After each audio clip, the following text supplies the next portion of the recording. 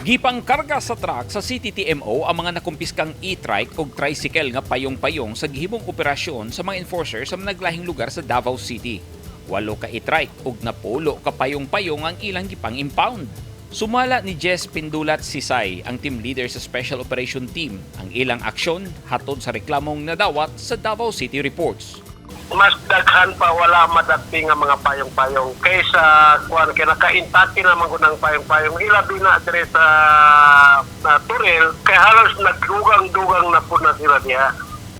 Giusa-usa ni Sisay ang mga violation sa mga driver ni ining e-trike ug payong-payong sama sa overcharging sa pamilite, nagsubay sa main road, illegal attachment of sidecar, driving without license ug walay rehistro.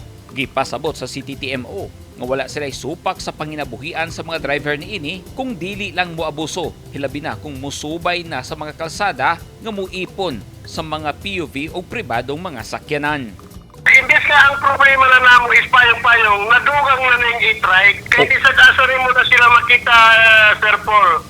Gikan sa Yanguren or sa Chinatown, sa may Taisbed, sa may Bahada, Obrero, na sila talaga na dire sa may Agdao.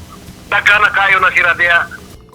Matod sa CTTMO, maghatag lang og peligro sa mga tao ang operasyon sa e-trike og payong-payong kay wala kini rehistro. Mihangyo ang mga enforcer nga sa mga dalan sa barangay sila musubay ug dili sa mga nag-unang kadalanan sa syudad. Apil sa nakumpiska ang mga tricycad nga naghatag na gyud og labad sa ulo sa mga enforcer, mao nga ilaha kining aksyonan kay dili sila buot nga makasab-an sa City Hall.